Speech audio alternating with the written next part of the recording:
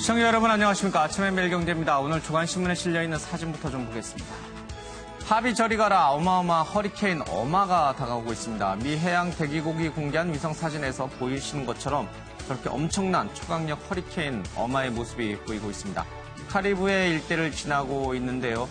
이 푸에르토리코를 지나서 아마 미국에 상륙할 것이다라는 전망이 나오고 있습니다. 미국도 그렇고 푸에르토리코도 그렇고 비상사태를 선포해서 대비하고 있습니다만 아무래도 가난한 국가인 푸에르토리코가 훨씬 더 피해가 좀 크지 않을까 싶습니다. 다른 사이. 내 몸이 증거다. 모든 생리대 유해 성분을 조사라라는 이제 시위가 있었습니다. 여성 환경연대 주최로 생리대의 모든 유해 성분 규명과 역학 조사를 촉구하는 기자회견이 열렸습니다. 자, 내 몸이 증거다. 나를 조사하라라는 식의 다이인 퍼포먼스를 펼치고 있다. 37년 만에 햇빛 본 사진 속의 택시 운전사 두 남자라고 해서요. 영화 택시 운전사 속 독일 기자와 함께 이 광주 민주화운동 현장을 갔던 실존 인물 김사복 씨가 확인이 됐습니다. 설마 저분이 김사복일까라는 의구심도 일각에서 있었는데 직접 이 핀터히터와 같이 찍은 힌치 피터와 같이 찍은 김사복 씨의 모습이 공개됨에 따라서 이런 논란은 모두 이제 잠잠해질 것 같습니다. 한 번 더 울리는 무차별 폭력. 난 아직 어리잖아요. 난 아직 모르잖아요. 늦장 대응 경찰과 만 14세 이하 소년법의 문제점을 꼬집고 있습니다. 결국은 이참에 탄두 중량 제한도 풀어줄 테니 수준 규모의 무기 구입 합의 내고 가능이라고 얘기가 나오고 있습니다. 한미 정상 간 전화통화에서 우리 측이 미국으로부터 상당한 수조원 규모의 무기 구입에 합의했다라는 미국의 발표가 있었습니다. 물론 우리 청와대는 부인하고 있고요. 이러고 있는 사이에 결국 북한의 김정은은 핵탄두를 개발해서 저렇게 갖고 놀고 있습니다. 운전자 그냥 핫바도 사줘. 출발은 언제 할 건데? 라고 해서 미국의 수조원대의 무기 구매 계약을 비판하고 있습니다. 해달라는 대로 다 해줘도 움직일 상황이 아닌가 그런 의미겠죠.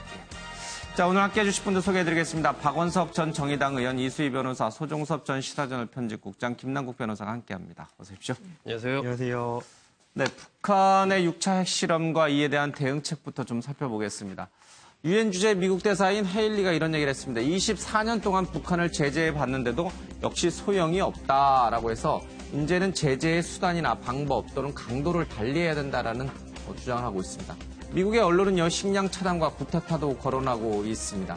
월스트리트 저널이 보도했는데 군사적 수단은 한국과 일본에 수만 명의 피해자를 발생시키는 전쟁으로 이어질 수 있기 때문에 마지막 카드가 돼야 한다. 무력 사용 말고도 북한을 무너뜨릴 다른 옵션이 많이 있다라는 얘기를 하고 있습니다.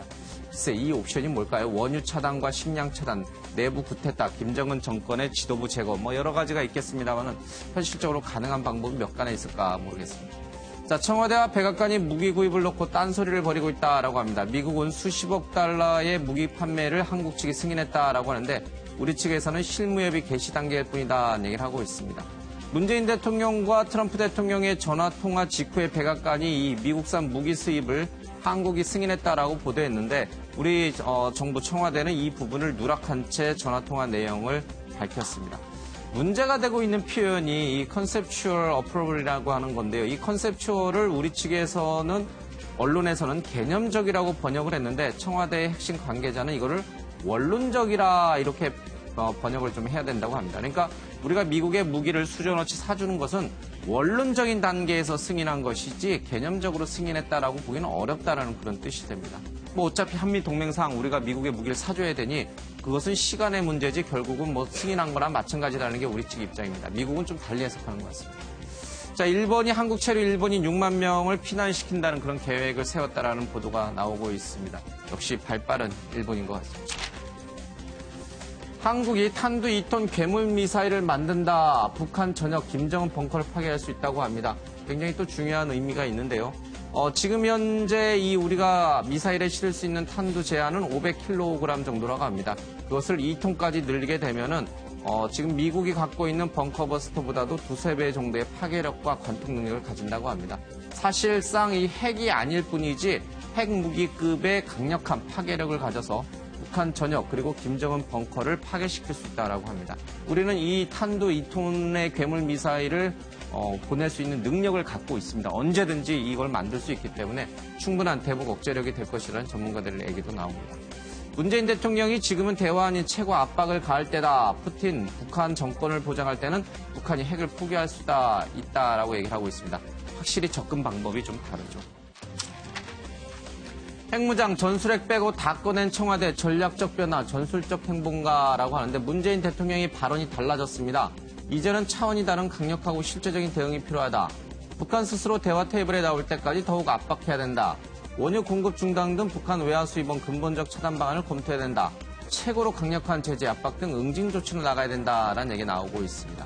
그런데 이런 차원 다른 대응이 일시적인 강경론에 불과하다라는 관측도 있습니다. 유화 정책으로 북핵이 악화됐다는 국내외 비판을 의식해서 일부러 이렇게 강한 발언을 쏟아내는 것이다. 이런 얘기도 있고요. 문 대통령의 지지자들의 압박도 대북 정책을 근본적으로 전환을 어렵게 하고 있다. 결국은 다시 또 대화론으로 돌아설 것이다. 이런 관측이 좀 나오고 있습니다.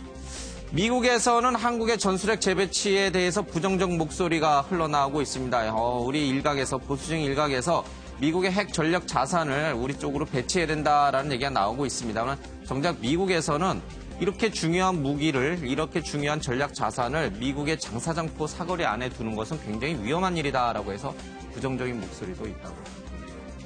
네, 이쯤 해서 우리 이제 네 분들 얘기를 좀 들어보도록 하겠습니다. 먼저 이 문재인 대통령이 정말 인식이 바뀐 것인지에 대한 얘기를 좀 해봐야 될 필요가 있습니다. 먼저 좀 영상을 좀 보고 와서 이제 이 얘기를 좀 들어보겠습니다. 문재인 대통령은 오늘 오전 11시부터 약 20여 분간 아베 일본 총리와 전화 통화를 갖고 북한의 6차 핵실험에 대한 대응 방안을 심도 있게 논의하였습니다. 국제사회와 협력하여 지금까지와는 차원이 다른 그리고 북한이 절감할 수 있는 강력하고 실제적인 대응 조치가 필요하다고 강조하였습니다. 양 정상은 한일 양국과 한미일 3국이 긴밀히 공조하면서 북한에 대해 최고도의 강력한 압박과 제재를 가해야 한다는 데 인식을 같이 하고 그 일환으로 우선 보다 더 강력한 유엔 안보리 제재 결의를 추진하기로 하였습니다. 예, 차원이 다른 강력하고 실제적인 대응이 필요하다 이런 얘기를 좀 했고 최고의 강력한 제재 압박을 사용하겠다 이런 얘기를 했습니다. 자, 문재인 대통령이 독일을 방문해서 신베를린 선언을 발표한 것이 엊그제 같은데 자, 그렇다면 그 신베를린 선언은 포기하고 폐기하고 이제는 대북 강경 쪽으로 방향을 튼 것인가? 자, 그렇다면 자유한국당이라든지 보수 진영과 생각이 같아진 것인가?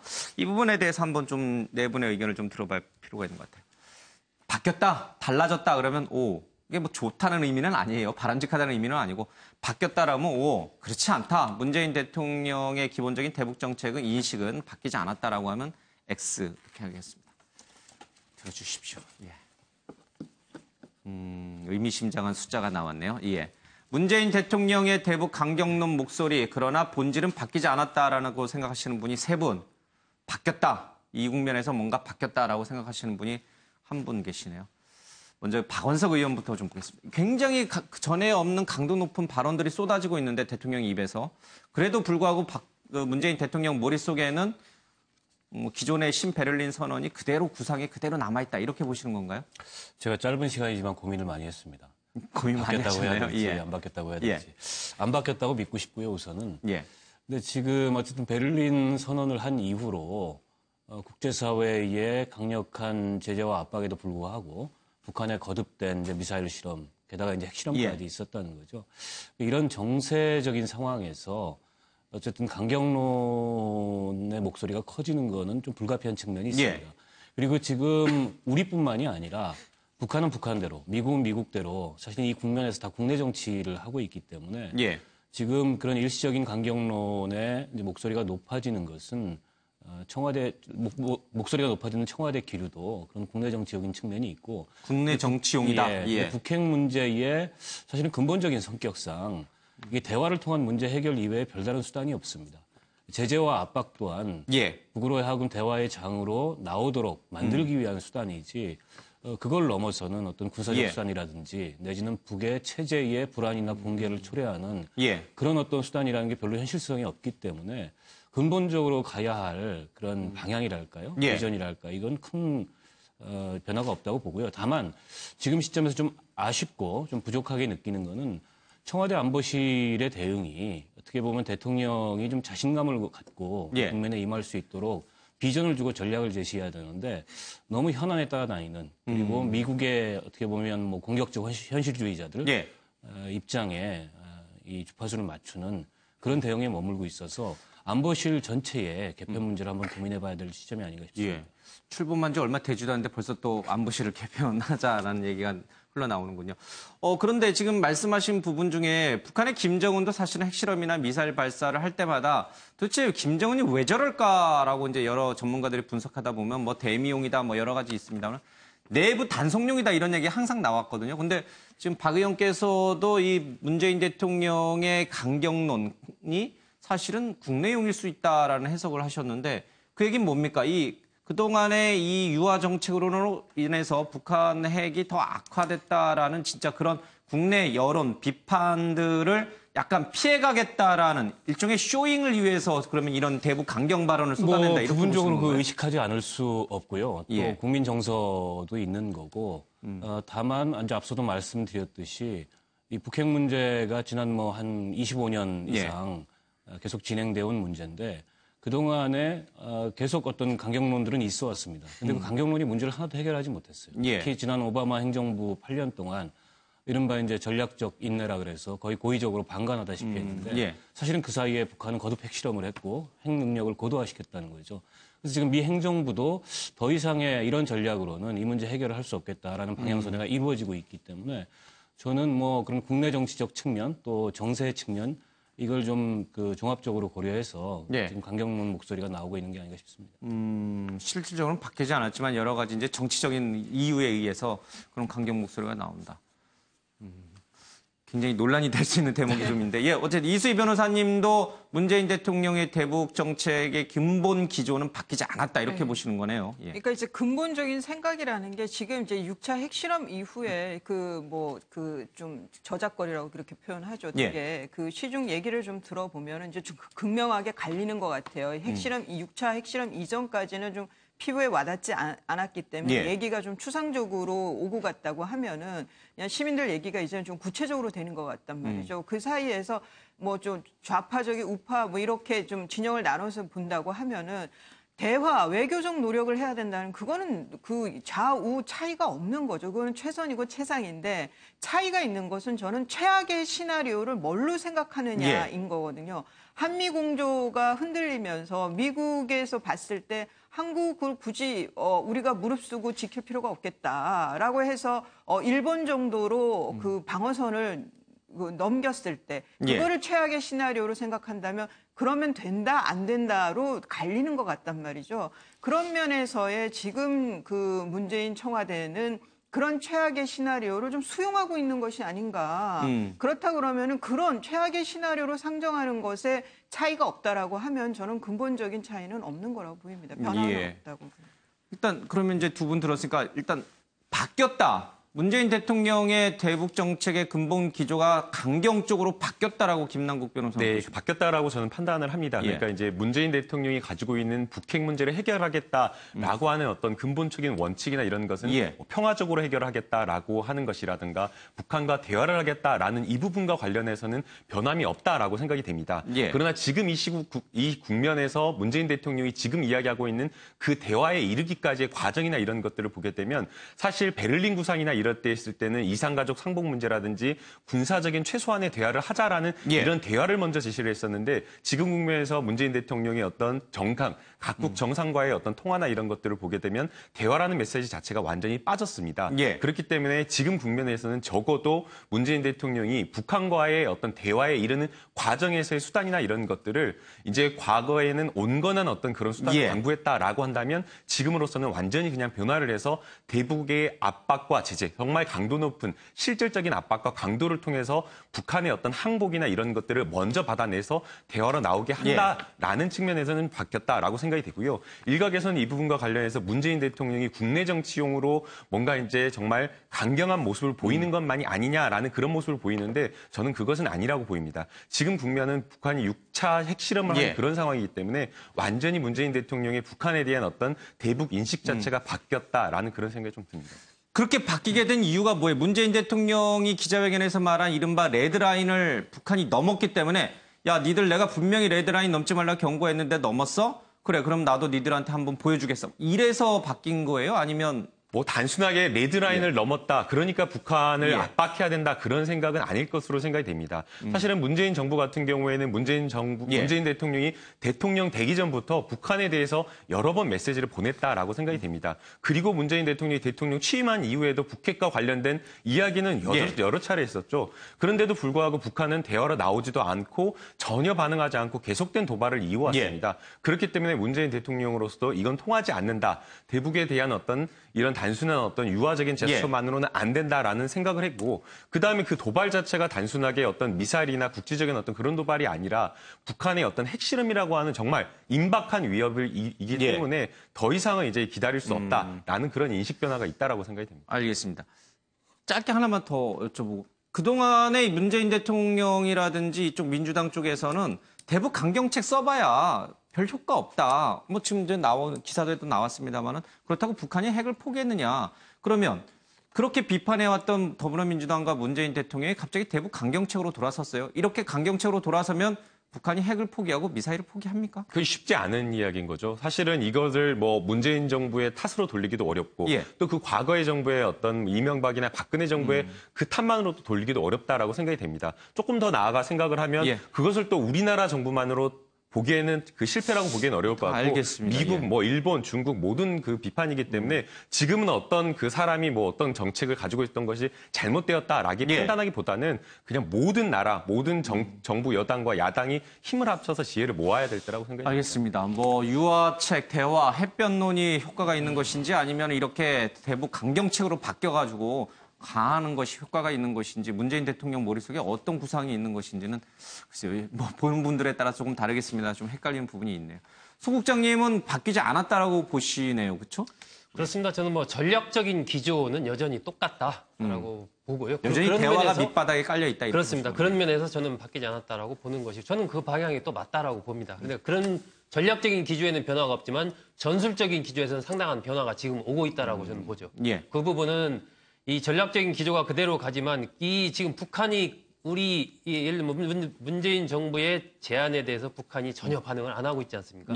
그러면서 오히려 더 강한 수준의 도발을 계속하고 있단 말이에요. 이런 부분들은 당연히 거기에 맞춰 대응하는 전술적인 변화를 줄 수밖에 없는 상황에 문재인 대통령도 어떻게 보면은 몰린 측면이 있는 것이고 그렇기 때문에 그 부분은 당연히 더 압박과 제재를 강화하는 쪽으로 입장을 바꿀 수밖에 없는 거죠. 하지만 큰 틀에서 기본적으로 문재인 대통령이 천명했던 전략적인 기조 자체는 여전히 그대로 가고 있기 때문에 저는 그런 측면에서 변했다라고 판단하기에는 지금 뭐 불과 집권한 지 아직 그 100일 좀 넘은 시점인데 그 시점에서 전략적인 기조 자체를 바꿨다라고 본다면 너무 처음부터 북한을 너무 그러면 잘 몰랐다. 이런 아예 잘 모르는 거고 나이브하게 판단한 것이기 때문에 저는 그렇지는 않다라고. 알겠습니다. 문재인 대통령의 대북 정책 근본 기조는 바뀌지 않았다라고 생각하시는 분이 3분 정도 그리고 바뀌었다라고 생각하시는 분이 1분 정도 있습니다. 큰 전략은 바뀌지 않았지만 상황에 따른 조그만 전술들은 늘 상황에 맞춰서 바뀌어 나가는 것이다라고 이제 보시는 분들이 조금 더 많은 것 같습니다.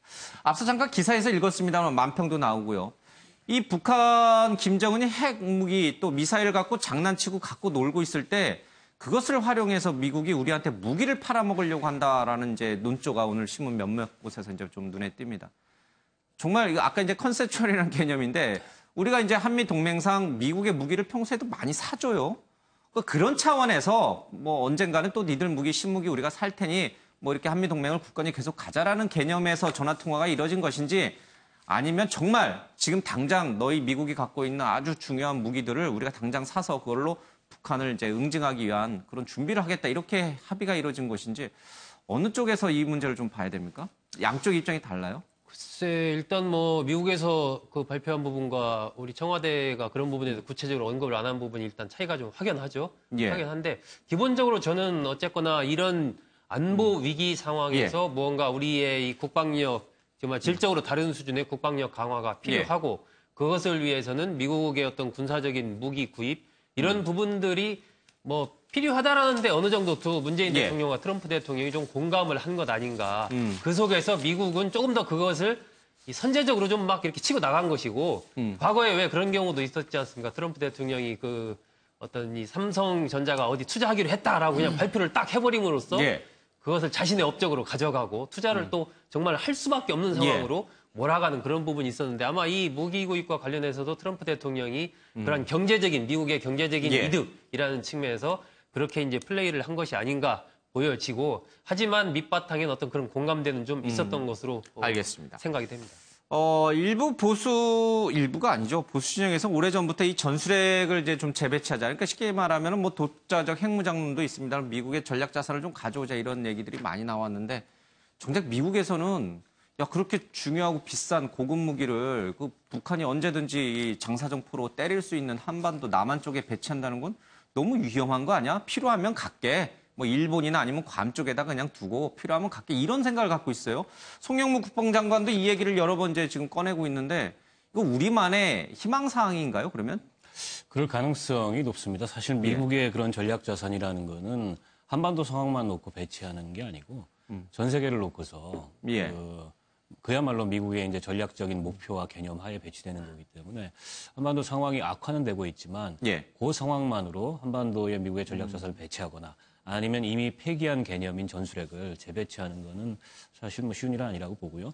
송영무 장관이 얼마 전에 이제 매티스 미 국방장관하고 만난 자리에서 전술핵 얘기를 꺼냈다는 보도가 나오면서 지금 정부 내에 그와 관련된 기조들의 혼선이 있는데 전술핵 문제도 마찬가지죠. 미국 내에서는 부정적인 여론이 훨씬 더 강하고 그리고 이미 이제 미국의 핵 억지력 그리고 미국이 제공하는 핵우산 속에 한반도가 포함이 돼 있기 때문에 이 상황에서 전술핵을 재배치할 실질적 필요성도 별로 그렇게 크게 있어 보이지는 않습니다. 그러면 이게 봤을 때 저는 그 국내 여론이 지금 이제 강경론이 커지고 있기 때문에 뭐 공포의 균형이다, 전술핵 배치다, 내지는 미국 전략 자산을 아예 여기다 고정적으로 배치해야 된다. 이런 목소리들이 높아져 가고 있지만은 실제 이 한미동맹이나 혹은 미국의 이 태평양 지역의 어떤 전략적인 목표나 개념화에서 봤을 때 그다지 이렇게 현실성이 없는 얘기를 봅니다. 그러면 뭐 어떻게 해야 돼요? 이에는 이, 눈에는 눈이다라는 식의 논리로 북한이 핵을 이제 수소탄을 개발했으니 우리도 핵을 갖자 뭐 이렇게 대응해서 그나마 아 그래 그런 논리가 좀 설득력이 있네 이렇게 생각했던 분들은 이 기사를 보면서 이거 아니네. 그렇다면 우리는 북한의 핵과 미사일에 어떻게 대응해야 되는 거지? 앞서 말한 대로 2톤 규모의 그렇다면은 뭐 큰 이제 탄두를 허용하는 걸로 그럼 재래식 무기로 대응해야 되나? 또 이런 불안감이 또 올 수 있는 거 아닌가 이런 생각도 좀 듭니다. 일단은 제 생각에는 이게 우리가 이제 역사상에서 좀 배우면요. 우리가 쉽게 생각하면 미국의 전략 자산, 어떤 우리가 이 위기가 왔을 때 미국의 해구산 이런 것들이 언제든 우리를 위해서 제공될 것이다라고 어떻게 보면 너무 쉽게 생각하는 부분이 있어요.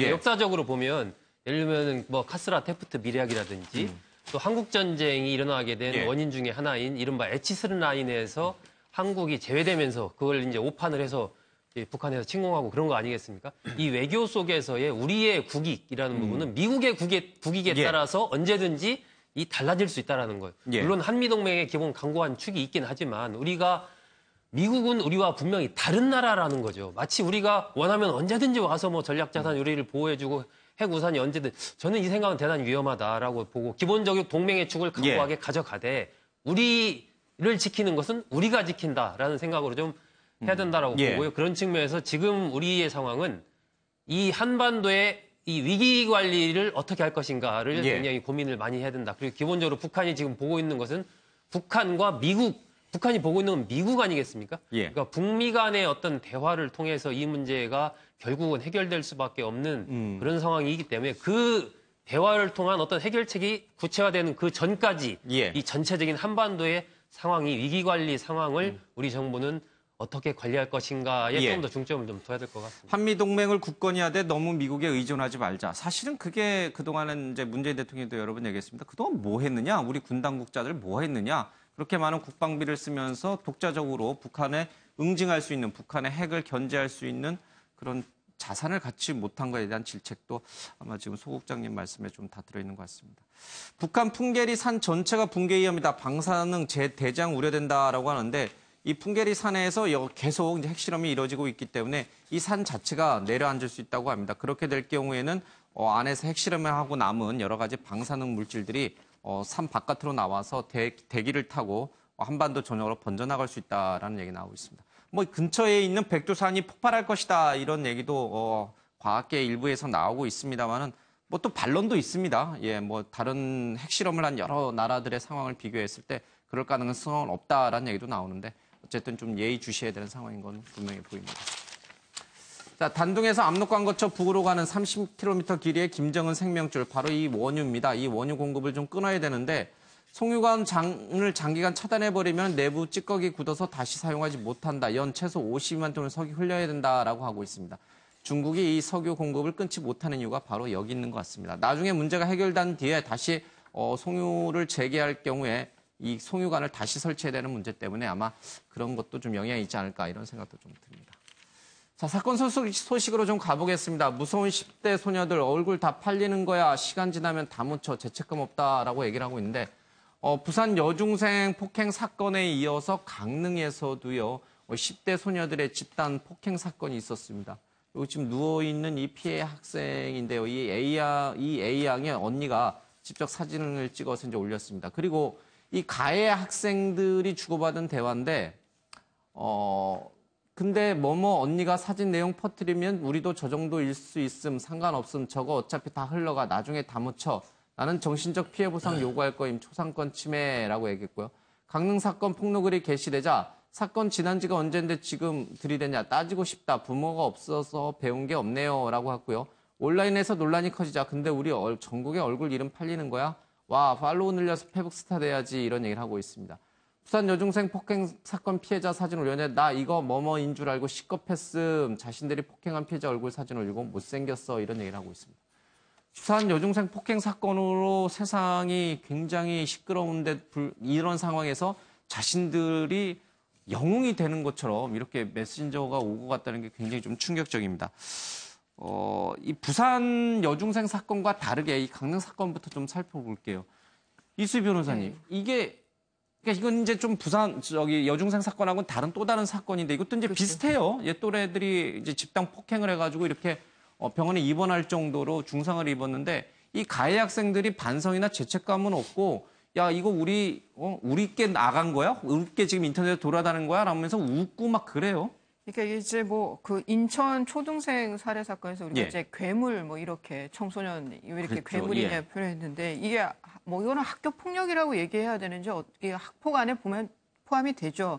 괴물들이에요 보면은 진짜 악성이 그대로 그 발현이 된 그런 예. 괴물들을 보는 것 같은데 지역과 상관이 없고 지금 묻혀 있는 이와 유사한 사건들도 많아 보입니다. 예. 그러니까 부산 여중생 사건이 나면서 강릉의 이 피해 학생의 엄니가 지금 인터넷에 올리면서 이 사건이 드러난 거예요. 예. 그런데 그동안에 경찰은 한 50일 동안 수사가 전혀 마무리가 안 되고 있었다는 거죠. 맞아요. 예. 뭐 그 경찰 관계자들은 청소년이라서 이거 뭐 체포하기도 뭐 하고 해서 사건이 뭐 진행이 안 된 듯이 얘기를 하지만 이 보면은 그 피해 정도가 굉장히 심하죠. 예. 그리고 지금도 아마 트라우마 때문에 그 병원에서 입원해 치료를 받고 있다고 하는데 예. 7시간 동안을 장소를 옮겨 다니면서 이렇게 폭행을 당했어요. 예. 무차별 폭행을 당했어요.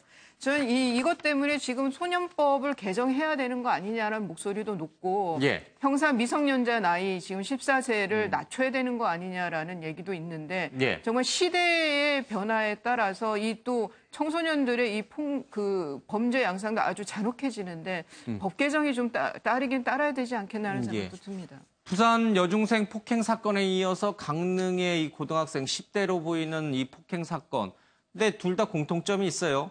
때리면서 그것을 촬영을 해요. 그렇죠? 그리고서 자기들끼리 또 돌려보고 또 자기네들끼리 SNS에서 공유를 해요.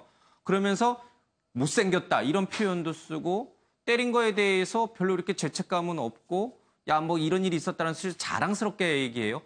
이게 지금 10대들의 범죄 심리인가요? 사실은 어떻게 보면 성인들의 범죄보다 더 예. 심각하다라고 볼 수가 있는데요. 예. 일반 어떤 성인이나 조폭들이 범죄를 저지르다가도 피해자가 뭐 피를 흘린다거나 이런 모습을 보이면 본인의 어떤 범죄 행동을 멈추는 경우가 많습니다. 그게 인간이 가지고 있는 최소한의 양심이라는 것이고 더 때렸다가는 피해자가 정말 큰일 날 수 있다라는 그런 두려움 때문이라도 사실은 폭행을 멈추는 경우가 많거든요. 그러나 지금 이번에 이 사건 같은 경우 보게 되면 피해 학생들, 그러니까 그 피해 학생의 진술뿐만 아니라 그것을 목격했던 사람들의 진술에 따르면 피를 흘린 경우, 그러니까 피해자가 눈에서까지 피눈물을 흘리는데도 불구하고 계속해서 때리고 그리고 가담했던 사람들도 이거 너무 심한 거 아니냐라고 다소 말렸는데도 불구하고 더 거기에서 폭행을 나아갔다라고 이야기를 하고 있고 또 목격자 진술에 따르면 이거 어차피 살인 미수인데 더 때려도 되는 거 아니냐라는 그런 인식하에서 때렸다라는 것을 보면 너무나 심각하다라는 생각이 들고요. 지금 이번에 강릉의 사건 같은 경우에는 어떻게 보면 부산의 이 폭행 사건과는 또 다르다라고 보입니다. 이 부산의 폭행 사건 같은 경우에는 모르는 학생들 사이에 폭행이 이루어졌는데 강릉의 사건 같은 경우에는 서로 이렇게 친하게 지내는 친구 사이, 선후배 사이에 벌어졌던 일인데 사실은 어떻게 보면 본인이 뭔가 이제 풀어보려고 했는데 이 풀어보려고 한 그런 것을 폭행으로 했고 그 폭행이 완전히 감금에 이르기까지 했다라는 점에서 심각하다라고 보이는데요. 사리분별이나 이런 것들이 전혀 드러나지 않는다는 점에서 정말로 심각하다라고 생각이 됩니다. 그러니까요. 우리 얼굴 다 팔리는 거야. 와, 페북 스타 돼야지. 상관없음. 어차피 시간 지나면 다 묻힘. 이런 얘기도 좀 하고 있고요. SNS에 폭력 사진 올리면서 자기를 과시하는 그런 사춘기를 겪는 중학생들의 과시욕과 관련이 있다. 이런 전문가도 좀 발언도 좀 나오고 있습니다. 잔혹함을 자랑하듯 청테이프로 묶고 성폭행 장면 찍어서 돌려보는데 뭐 지금 강릉 사건까지 얘기를 했습니다만은 그것뿐만이 아닙니다. 전북 군산과 충남 서천 일대에서 있었던 이런 폭행 사건도 좀 있고요. 그리고 경남 통영에서도 지적장애 여중생에게 성매매를 강요하고 집단 폭행한 10대들도 붙잡힌 일이 있었습니다. 지난해 6월에는 광주에서도요, 모텔, 놀이터, 공터 등으로 학생을 끌고 다니면서 돈을 빼앗고 폭행한 그런 청소년들도 좀 있었습니다. 폭력 영상을 보면서 모방 범죄를 일으키는데 과거에 비해 청소년들은 구체적 폭력 행위나 범죄 수법을 인터넷, 게임 등에서 쉽게 접할 수 있다. 이런 것을 따라하고 폭행 후 사진을 찍어서 소셜미디어로 알리는 등 자신의 잔혹함을 또래 집단에 인정받으려는 모습까지 보인다. 이런 얘기 나오고 있습니다. 지금 이제 부산 여중생 사건이 발생했고 강릉 사건이 드러났어요. 그런데 시계를 조금 뒤로 돌려보면 광주에서도 있었고 충청도에서도 있었고 뭐 없는 데가 없을 정도로 전국 곳곳에서 이렇게 끔찍한 청소년들의 폭행 사건이 마구 일어나요. 그 이유가 뭘까? 정말 폭력적인 영화, 드라마, 게임, 인터넷 이게 정말 다일까? 그 책임 원인이 다 거기에만 있는 것일까? 소 국장님은 어떻게 애를 키우세요? 그런 거 안 보여주면 돼요? 아니 저는 일단 기본적으로 이게 여러 가지 복합적인 원인이 있겠죠. 저는 막 이런 일들이 일어난다고 해서 처벌만을 과연 이제 강화하는 쪽으로 갈 때 이 문제가 해결이 될 것인가에 대해서 저는 좀 의문이에요. 이게 이제 제 아이는 고등학생인데 이 얘기 들어보면 과거에 제가 학교 다닐 때 고등학생이 요즘은 한 중학교 1학년에 2학년입니다. 그러니까 완전히 그 고등학교 들어가면 일단 공부하느라고 정신이 없고요. 중학생 때가 과거 우리 고등학생 때처럼 조금 친구들 간에 힘겨루기도 하고 뭔가 좀 우쭐하고 하는 이런 흐름이 중학생으로 내려갔어요. 그만큼 이제 우리 사회가 발전하고 하면서 이 신체적으로 일단 아이들이 굉장히 성장했고 여러 가지가 그에 맞춰서 변해가기 때문에 저는 법도 좀 그에 맞춰서 변할 필요가 있다. 연령을 낮춘다든지 소년법에 이런 부분도 필요하다라고 보는데 그것만 가지고는 안 된다는 거죠. 저는 오히려 이런 부분들이 보면 이제 우리 교육에서 기본적으로 교육의 어떤 이 입시 위주의 강구한 교육 이런 부분에서 조금 더 어떻게 하면 이 공동체 정신, 인성교육 이런 쪽으로 갈 수 있나 이런 문제도 좀 관련이 있다라고 보여지고요. 특히 한 번 어떤 잘못을 범해서 이른바 보호관찰 대상이 된 아이들 이번에도 보면 이번 사건에서도 보호관찰 대상이 부산 같은 경우 2명 있었지 않습니까? 그런데 오히려 보호관찰 대상 중에도 범죄를 저지르고 더 오히려 그 범죄율이 성인들보다 거의 2배나 높은 10.9%에 달해요. 지난 5년간 통계를 보면. 그렇다면 이런 부분에서의 어떤 이 교육의 문제라든지 사후적인 그리고 관리의 문제 이런 부분들 우리 과연 특히 보호관찰 부분에서의 그 교육 시스템 같은 것들이 제대로 운영이 되고 있는지 예. 그 보호관찰관들이 과연 그런 보호관찰에 제대로 청소년들과의 예. 그런 활동을 하고 있는지 등등 이런 부분들 그러니까 여러 가지 부분이 복합되어 있다라는 거죠. 이것을 단순히 그냥 어떤 요즘에 중학생들이 무섭구나라는 정도로 얘기할 사안은 예. 아니기 때문에 이번 일을 계기로 좀 전체적으로 한번 좀 잘 봐야 될 것 같습니다. 알겠습니다. 이 얘기는 좀 잠시 뒤에 조금 더 하도록 할게요. 부산 여중생 사건을 조금 더 다루겠습니다. 부산 여중생 가해자 2명이 보복 폭행을 시인했는데 경찰이 영장을 신청했다고 합니다. 보복 폭행이 그러니까 이번에 있던 폭행 전에 지난 6월쯤에 뭐 노래방에서 먼저 1차 폭행이 있었다고 합니다. 그때도 분명히 경찰에 신고를 했는데 경찰 수사가 미적미적거렸고요. 피해 여학생이 뭐 조사에 응하지 않아서 흐지부지 됐다라고 하는데 그때 경찰에 신고한 보복성으로 이번에 아주 끔찍한 보복 폭행이 있었다고 합니다. 이 가해 학생과 가해 학생 부모는 아직까지도 이 피해 학생에게 사과하지 않는다라고 얘기가 나오고 있는데 왜 그런지 좀 이 피해 학생 가족의 얘기를 좀 들어보도록 하겠습니다. 그러니까 피냄새 좋다면서 막 더 때리자면서 그런 거예요. 피 튀기면 그거 더럽게 왜 피 튀기냐면서 또 때리고 어차피 살인미수인 거 더 때리면 안 되냐면서 맞은 것도 기억 못하게 때리자면서 그러면서 때리는 거예요. 눈물에서도 피눈물 같은 게 나오는 거예요. 미안하다, 잘못했다, 그거 할 판에 진짜 그런 거 올라오니까 더 분노가 치밀 오르죠. 지금 다른 생각은 다 안 나요. 그냥 애 빨리 나와서 걔네들 구조되기만 하는 거지. 예, 이 피해 학생들 머릿속에는 이제 잠시 뒤에 조금 더 다루겠습니다만 뭐 우리는 크게 처벌받지 않을 거야. 뭐 소년법에 의해서 뭐 이런 것도 좀 있을 텐데 그 법적인 조항 말고도 아직까지도 이 피해 학생에게 사과를 하지 않는 걸 보면 아까 이제 부산 학생 폭행 사건에서도 봤습니다만 가해자들이 별로 죄의식을 못 느끼는 것 같죠? 좀 우리가 뭐 잘못했지? 뭐 이렇게 생각하는 것 본인들이 같아요. SNS나 예. 혹은 뭐 카톡 같은 데서 예. 이렇게 올렸다는 글들을 보면은 이게 이제 이성적이지 않습니다. 그래서 이 상황이 어떤 상황인지 잘 판단을 못 하고 있는 예. 것 같고 말씀하신 대로 이제 죄의식도 별로 못 느끼는 것 같고 근데 가해 학생들의 부모도 좀 이해하기가 어려워요. 이게 굉장히 문제가 심각해지고 있는데 이 상황에서 어쨌든 그 피해 학생 부모에게 사과를 하고 물론 사과를 한다 그래서 예. 처벌이 가벼워지거나 그러진 않겠지만 그렇다 하더라도 그게 당연한 도리이고 인지상정인데 이 학생들의 가정적 배경이 어떤지 모르겠지만은 거의 지금 방관을 하다시피 하고 있어서 그것도 좀 납득이 안 되는 예, 상황이고요. 그리고 이게 이제 경찰의 그 대응에도 문제가 좀 있는 것 같습니다. 이제 6월에 최초 폭행이 있었을 때 예. 신고가 들어왔지만 거기에 대해 제대로 조사가 안 이루어졌고 이번 사건이 발생하고 외부에 알려진 이후로도 어떻게 보면 경찰은 좀 문제가 확산되는 거를 줄이기 위해서 CCTV 영상 공개하지 말 것을 요구한다거나 예. 이런 등등의 그야말로 사건을 덮고 가리기에 좀 급급했던 것 같고 또 두 학생이 보호관찰 처분을 받고 있었는데 그에 대한 예. 관리도 안 됐고 여러 가지 하여튼 시스템적인 문제가 총체적으로 좀 드러난 것 같습니다. 예. 근데 이 논란이 있어요. 가해자의 뭐 지인이라고 추정하는 한 뭐 네티즌이 왜 자꾸 상황도 잘 모르면서 가해 학생만 자꾸 몰아붙이느냐, 이거 빨리 글 내려라, 이제 이런 식의 얘기도 좀 있어서 이것도 뭐 진위 여부를 좀 확인해 봐야 해서 좀 조심스럽긴 합니다만은 지금 우리가 모르는 뭔가 속사정이 또 따로 있는 것인지는 잘 모르겠습니다만 일단 이 가해 학생들이 과거에도 절도나 폭행으로 보호관찰 대상이었고 그리고 여러 가지 소위 말하면 좀 학교에서 문제아 학생이었던 걸로 좀 이렇게 우리가 볼 때는 이제 인식이 되는데 내가 속사정은 자세히 모르겠습니다만은 그런 학생들에 대한 왜 관리가 제대로 이루어지지 않은 것인지 그리고 경찰은 이 폭행 신고가 들어갔을 때 이 가해 학생들이 과거에도 이런 범죄 행위를 했었네라고 왜 파악을 못한 것인지 이게 이제 소년범의 경우에는 그러니까 보호관찰 처분 정도 받은 거는 그러니까 이 성인들은 가면은 이제 범죄 그 정과 조회를 바로 하면은 이 사람 그 정과가 쭉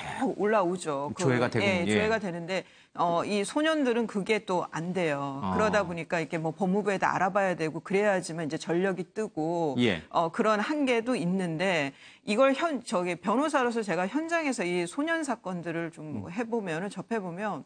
아이들이 이제 두 부류예요. 이 검찰이나 경찰에 잡혀왔을 때 여전히 범죄성을 보이는 아이들이 있어요. 반성을 안 하고 좀 어떻게 보면 좀 타고난 범죄성이 있어 보이는 애들이 있고 예. 반면에 경찰에 체포되는 순간에 현실 인식을 해가지고 겁을 잔뜩 먹는 애들이 있어요. 저 다시는 이런 일 안 할래요 하는. 예. 그리고 좀 대별되는 두 부류가 있는데 후자의 경우에는 이 소년법의 취지가 맞죠. 그런 애들은 뭐 훈계를 한다든가 아니면은 뭐 간단한 보호 처분을 가지고 그 계도가 되는데 앞에 있는 그 범죄성을 갖고 있는 그러니까 그게 또 그 친구들이 뭐 타고난 악마라는 게 아니라 꿈이 없고 뭐 이 처벌받고 나가봐야 학교에서도 뭐 저 받아들여지지 않고 사회에서도 예. 마찬가지고 한마디로 이제 학교 밖 아이들 그 버려진 아이들이 되는 거예요. 그래서 이 아이들을 위한 그 제대로 된 매뉴얼이 있어야 되는데 전혀 없는 것 같아요. 우리나라에는. 예. 그러니까 이런 문제라는 표현을 써 그런데 이런 청소년들을 위한 이런 예. 범죄 전력을 갖고 있는 청소년들을 위한 그 개선책을 안 가지고 있는 게 우리 사회다. 그게 저는 더 큰 문제인 것 같습니다. 그러니까 그런 상황에서 그러니까 학교 밖에 버려지는 아이들, 그런 아이들을 더 강력한 법을 만들어서 법을 바꿔서 더 강력하게 처벌한다고 해서 그들이 그러면 범죄를 안 저지를 것인가, 이런 폭행을 더 이상 안 할 것인가, 아니면 깜빵 갔다 와서 더 심한 범죄인이 될 것인가, 여러 가지 이제 심지어는 지방 같은 경우에 예. 이 소년들은 이렇게 분리해서 구속돼도 분리해서 있어야 되거든요. 예. 그런데 그게 안 돼가지고 성인하고 한 방에 있는 경우도 있고 오히려 또 그래요. 범죄를 배우겠군요. 예, 예. 그러니까 체제가 정말 전혀 정비된 게 없다고 봐야 될 거예요. 예.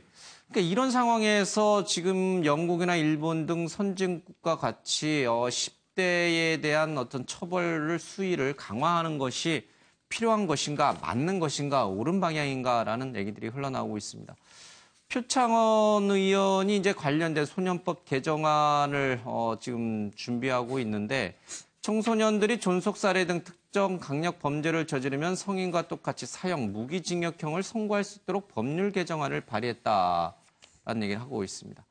지금 이 부산 여중생 사건 또 강릉 사건 때문에 이제 전국이 들썩들썩이고 이제 정치인들도 많은 관심을 갖고 있는데 그래서 소년법 규정을 굉장히 강화해야 한다라는 얘기입니다. 연령도 좀 낮추고 정말 범죄를 저지르면 어른들처럼 똑같이 사형도 시키고 뭐 이렇게 가야 된다라는 주장이 힘을 얻고 있습니다.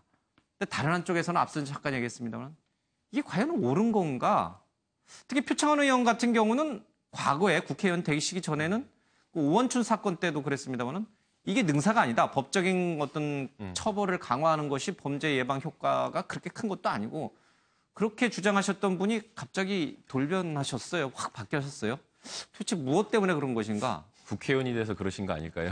국회의원 되면 다 그렇게 바뀌나요? 사람이? 정치적인 어떤 여론을 의식해서 그러시지 않았나라는 생각이 이것도 드는데요. 여론 따라서 가나요? 네. 정치인의 전형적인? 그러지 않을까라는 생각이 드는데요. 본인이 가지고 있었던 소신, 성인에 대해서도 처벌 강화하는 것이 답이 아니다라고 이렇게 그 당시에 이제 해법을 이야기를 하셨었는데 예. 지금 와서 아이들 청소년에 대한 해법을 처벌을 강화하는 쪽으로 이것을 해결을 방법을 찾는다라고 하면은 그건 좀 정치적인 어떤 여론을 따라간 것이 아닌가라는 좀 생각이 정치인이 들고요. 다 되셨군요. 예, 형법상의 그 형사 미성년이라고 하는 그 연령 자체가 14세다라고 하는 것은 사실은 과거에 한 50년대, 58년도에 그 형법이 제정됐을 당시에 그 생물학적 나이를 기준으로 예. 한 것이기 때문에 예. 사실 지금의 어떤 청소년의 어떤 발육 수준이라든가 정신적인 어떤 성숙 수준에 비추어 봤을 때는 굉장히 조금 높다라고 생각이 되기 때문에 예. 형사 미성년 자체를 낮추는 건 좀 필요해 보인다고 생각이 됩니다.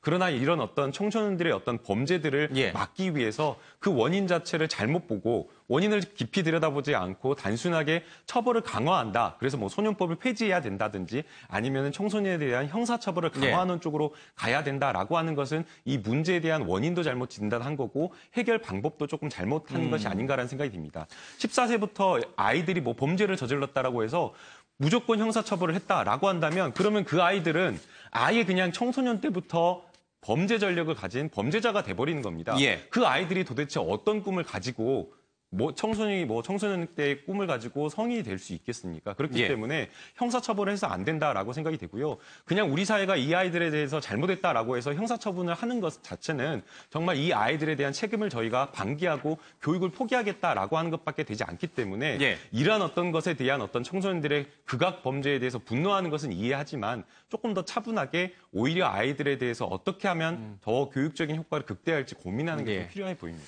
그러니까 이런 사건이 일어나면은 그 처벌 강화론이 늘 득세를 하는데요.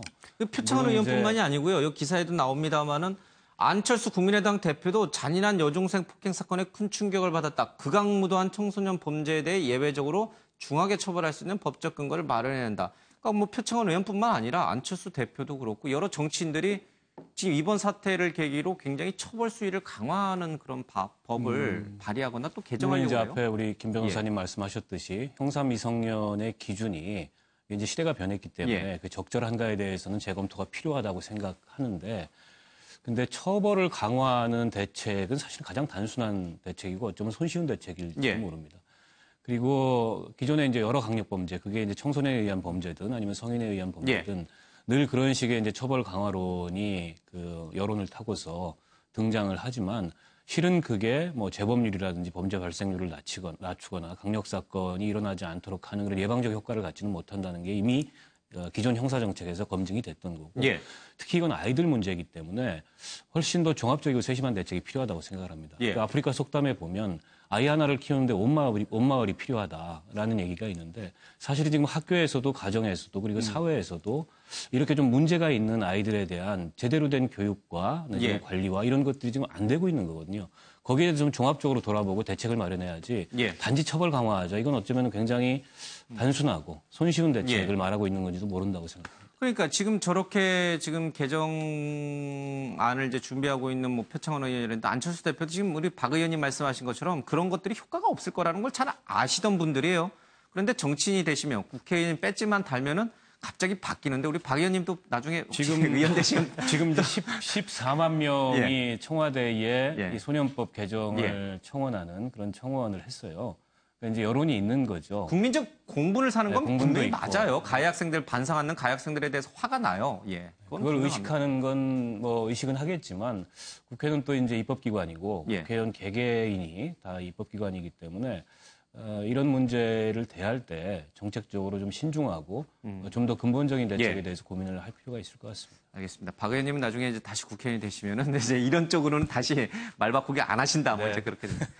왜 그런 거예요? 정치인들은 왜 소신을 자꾸 이렇게 뒤바꾸는 거예요? 물론 이제 여론을 따라가는 겁니다만은 뭐 파퓰리즘이라고 매번 자기들끼리는 싸우면서 왜 자꾸 본인들 스스로가 파퓰리스트가 돼가는 거예요? 흐름이 한번 형성되면 그 흐름에서 내가 무언가 좀 법적으로 이걸 발의를 해서 그 성과를 자신이 좀 치고 싶다, 뜨고 싶다, 뭐 그런 주목받고 싶다. 그런 부분들이 좀 있죠. 그리고 이제 아까도 뭐 여러분들이 말씀하셨지만 기본적으로 좀 이 시대 상황 변화 속에서 법을 좀 개정해야 될 필요성도 지금 있으니까 그 속에서 같이 가는 거고요. 저는 다른 부분보다도 아까도 잠깐 말씀드렸는데 이 보호 관찰제도 있지 않습니까? 지금 보면 경찰과 법무부 간에 이게 공조가 안 되기 때문에 이번 부산 사건 같은 경우도 경찰이 처음에 그 학생들을 조사할 때도 보호관찰 대상이라는 걸 전혀 몰랐던 거예요. 그러니까 일단 그 공조 체제를 구축하는 문제를 좀 고민을 해봐야 될 것 같고 이 어떤 뭐 경우든 학생들이 어떤 잘못을 범할 수 있죠. 그러면은 보호관찰 대상이 돼서 어떤 이제 교육을 받게 될 때 그 교육의 내용이 좀 교육을 받으면 그래도 뭔가 자신의 그 잘못에 대해서 반성하고 뭔가 새로 앞으로는 이런 범죄를 내가 안 저질러야 되겠다 이런 생각을 들게끔 교육 커리큘럼 자체가 교육 내용 자체가 그렇게 짜여져야 되는데 지금 나오는 거 봐서는 그냥 다 모아놓고 그냥 어떤 TV 교양 프로 하나 틀어놓고 이게 교육이다 하고 끝낸다는 이런 식이 돼가지고 과연 이 청소년의 이런 범죄율 같은 것을 낮출 수가 있겠는가. 그리고 그 보호 관찰관 자체에도 그냥 한 3개월, 6개월 만에 자꾸 바뀌고 이런 전문성도 없고 그렇기 때문에 저는 이런 부분에 대해서도 좀 우리가 이참에 제도 개선을 좀 해야 되지 않나? 그래요. 인천 초등학생 살해 사건 그 손가락을 잘라가지고 뭐 친구끼리 뭐 예뻐 뭐 이런 대화를 주고받던 그 가해 학생과 공범을 생각해보면 그 피해 학생의 엄마는 그들을 다 진짜 사형시키고 싶죠. 이 마찬가지입니다. 부산 여중생 피해 학생은 부모도 그런 마음이긴 한데 이게 처벌을 강화하게 될 경우에는 앞서 이제 개전의 여지가 있는 그 많은 다른 수많은 청소년들이 그냥 인생을 송두리째 날려버리는 또 부작용 효과도 분명히 있습니다. 참 어려운 문제입니다. 어려운 문제지만 조금은 신중하게 좀 접근할 필요는 있다라고 보여집니다. 자, 즐거운 사라 피라 외설 작가로 찍혀 괴로워했다. 마광수 전 연세대 교수가 자택에서 자살한 것으로 좀 추정이 됩니다. 즐거운 사라가 이제 대표적인데 이게 외설이냐 아니면 예술이냐가 당시에도 상당히 좀 뜨거운 그런 논쟁이 있었고 법원에까지 좀 갔는데 구속과 해직, 복직 반복의 우울증, 대학 문단에서 왕따, 날 변태로 매도했다. 퇴직 후 지인에게 자주 억울하다라고 하고 있습니다. 아마 연금도 못 받고 그러다 보니까 억울하다는 표현을 많이 씁니다. 작년 9월에 쓴 자필 유서가 나왔다라는 얘기를 좀 하고 있습니다. 하나 또 기사를 좀 더 보겠습니다.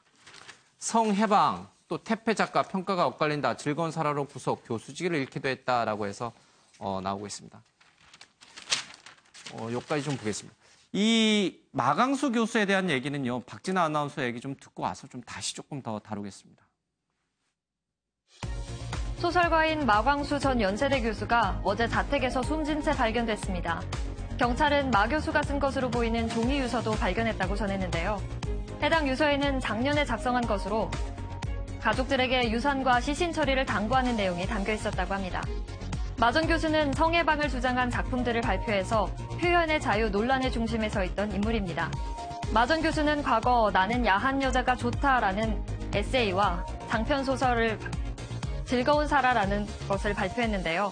이로 인해 음란물 제조 등의 혐의로 징역형을 선고받았고 학교에서 면직되기도 했습니다. 이후 다시 복직했지만 재임용에 탈락하는가 하면 제자의 시를 자신의 시집에 동의 없이 실었다가 정직당하는 등 우여곡절이 많았습니다. 지난해 8월 정년 퇴임한 마 전 교수는 당시 즐거운 사라 사건으로 인생이 엉망진창됐다고 말하기도 했는데요. 경찰에 따르면 마 전 교수는 오랜 기간 우울증을 앓아왔다고 합니다. 천재 소설가로 불렸던 그의 비극적인 선택에 많은 국민이 안타깝다는 반응과 함께 애도의 뜻을 표했습니다. 계속해서 대담 이어가겠습니다. 즐거운 사라 때문에 제가 잡혀가서 실형을 살았는데 그와 동시에 판매 금지가 됐어요. 그게 꼭 20년 됐어요. 즐거운 사라 사건 같은 게 세계 최초였단 말이에요. 현행범으로 긴급 체포를 했거든. 전두환 씨 때나 박정희 씨 때는 소위 야하다고 잡아가거나 처벌한 적이 없어요. 만만한 게 에로티시즘이거든. 그런데 지금 소위 야한 책이 뭐 성범죄를 부추긴다고 그러는데 그건 천만의 말씀이고 왜 이렇게 간섭만 하고 심지어 처벌하고 이런가. 우리 자꾸 먹으면 물리잖아. 야한 거 풀어놓으면 물려요. 네, 저도 1990년대 초에 학교 다니면서 이 즐거운 사라 책을 읽었습니다. 당시 읽었을 때 좀 표현이 과하다라는 그 느낌 부분도 분명히 있었지만, 이 정도는 우리 사회가 충분히 받아줄 정도로 이제 성숙되지 않았는가라는 생각에서 크게 저는 문제가 있다라고 판단하지 않았는데, 난리가 났습니다. 그렇죠? 그게 법원까지 나가서 갔는데, 물론 이제 지금 법에도 어느 것이 외설적 표현인지 뭐 방송심의 규정에도 있고 여러 가지 이제 표현의 이제 그 수위에 대한 규정들이 있습니다만은, 과연 예술이냐 외술이냐, 어떤 작가의 작품을 그런 법적 잣대로, 제도적 잣대로 들이대는 것이 과연 옳은 것인가에 대한 근본적 질문을, 이게 이제 이 문제가 좀 던져져요. 그냥, 문학 천재 교수의 안타까운 죽음이다라고 해서 그냥 넘어가기에는 들여다봐야 될 내면 뭔가 좀 더 있어요. 이 다른 것도 아니고 이제 자살로 지금 추정이 되는데 자살로 생을 마감했다. 마광수 교수가. 어제 이 그 속보 보면서 많은 분들이 좀 많이 충격을 받고 그리고 지금 말씀하신 그런 그 고민을 했을 것 같아요. 아마 이렇게 마감되지 않았다. 이렇게 생을 마감하지 않았다면 그냥 마 교수는 야한 교수로 끝났을 수 있겠죠. 우리가 그런 고민조차 안 했을 수 있다는 생각이 들어요.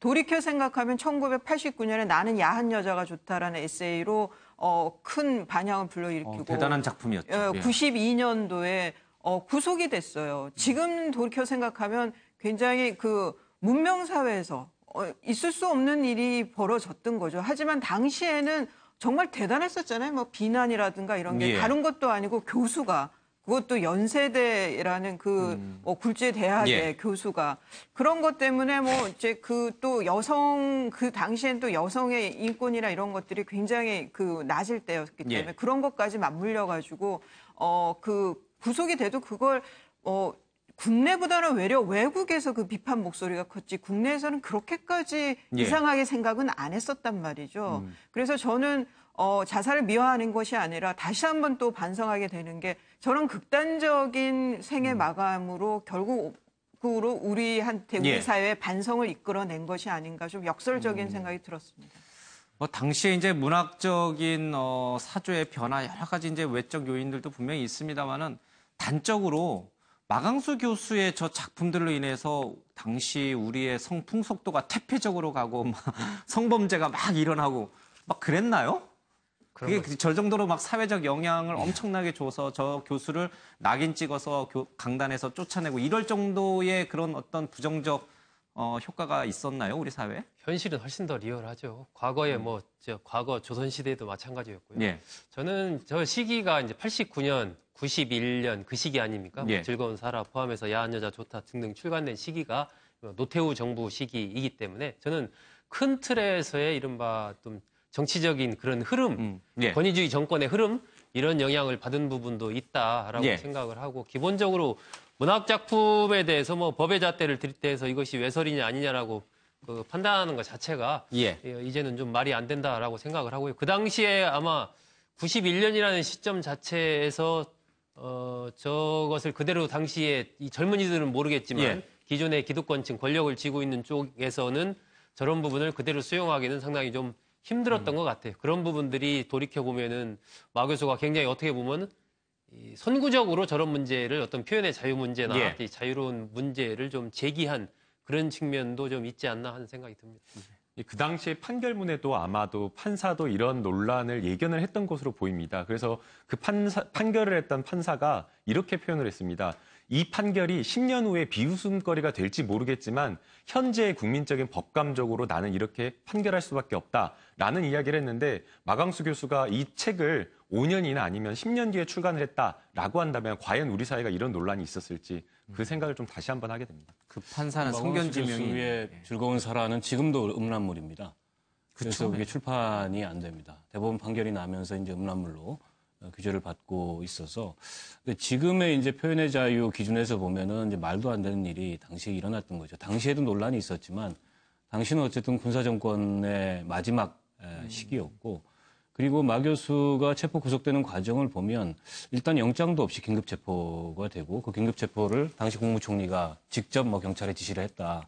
이런 얘기가 있을 만큼 어떻게 보면 그 군사 정권 마지막에 문화적 희생양 비슷하게 됐던 측면이 있는 것 같고요.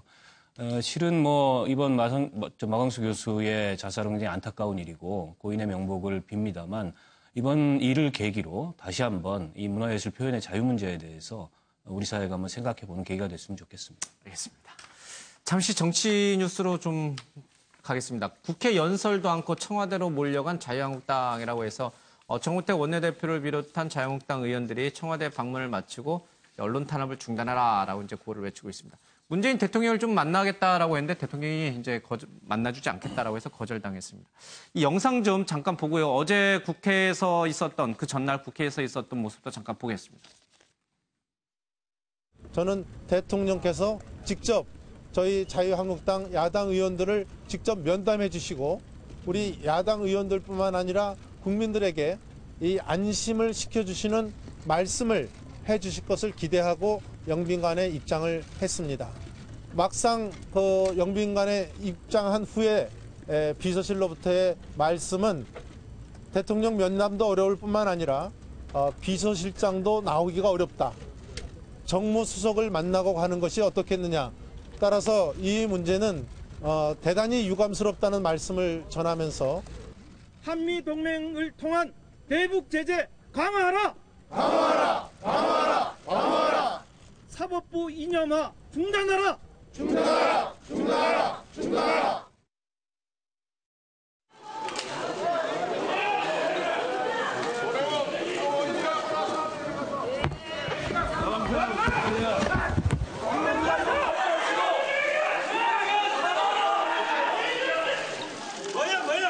한 대 때리실래요? 사드 댄스 어떻게 하라고? 방송하라! 뺏어버려. 자, 형님, 그거 좀 하세요. 사드 댄스 한번 더 하라고. 자, 사드 댄스 한번 더 하세요. 사드 댄스 한번 더 하세요.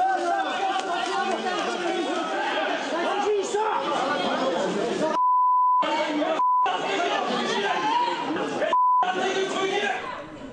아니, 당신들이 대한민국 안보 지키는 정당이야, 지금!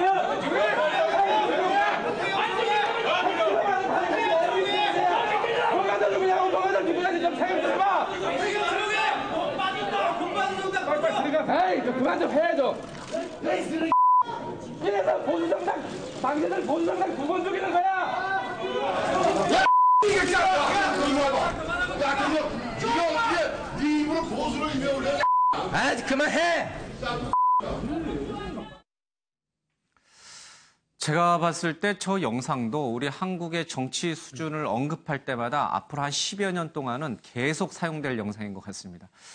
지금 우리 국회의원 주소인데 이 문제를 뭐 양비론적인 시각에서 접근하지는 않겠습니다. 너도 잘못했고 너도 잘못했다. 너도 잘한 거 없다. 너도 잘한 거 없다. 이렇게는 좀 접근하지 말고 이거 누가 잘못한 거다. 이거 봤을 때 지금 뭐 안보 상황이 이런 상황에서 지금 국회 보이콧하고 청와대 가서 대통령을 만나겠다. 그 이유는 지금 뭐 MBC 파업이라든지 아니면 이제 좀 김장겸 사장에 대한 그런 문제 때문인데 그렇게 하고 있는 자유한국당이 잘못한 것인지 아니면 또 잘한 것인지 아니면 또 그거를 또 찍고 있는 손혜원 의원이 잘한 것인지 아니면 잘못한 것인지 뭐 하태경 의원은 좀 이제 다른 차원이겠습니다만 좀 속 시원하게 한쪽 편에 서서 한번 얘기를 좀 듣고 싶습니다. 오늘 제가 출연자들 굉장히 곤란하게 하네요. 예.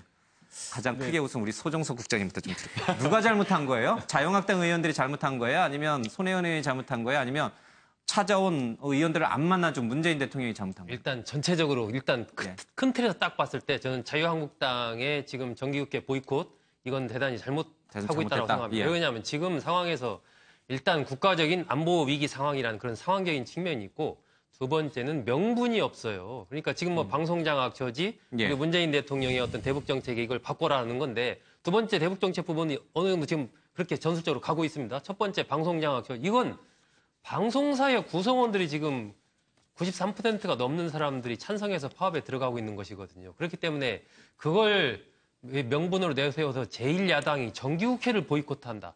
이건 저는 있을 수 없는 일이다라고 큰 틀에서 그 부분은 자유한국당이 전적으로 지금 잘못하고 있다. 빨리 저는 보이콧도 풀고 국회로 빨리 들어와서 정기국회에 임하는 게 맞다라고 보고요. 그런데 이제 두 번째, 예를 들면 그 장면을 이제 손혜원 의원이 찍는 거 있지 않습니까? 저는 손혜원 의원이 굳이 뭐 그 상황에서 그걸 그렇게 찍어야 되나 하는 생각이 드는 거고 세 번째는 청와대 앞에 갔을 때 그런 부분에 대해서 물론 대통령이 나올 수는 없죠, 당연히. 근데 뭐 비서실장 정도가 나와서 그래도 제1야당 의원들 80명이 왔으니까 그 자체에 대해서 뭐 어떻게 보든 간에 관계없이 그래도 좀 나와줬으면 모양이 훨씬 더 청와대가 좀 큰 틀의 모양을 보여줄 수도 있지 않았을까 하는 아쉬움이 있습니다.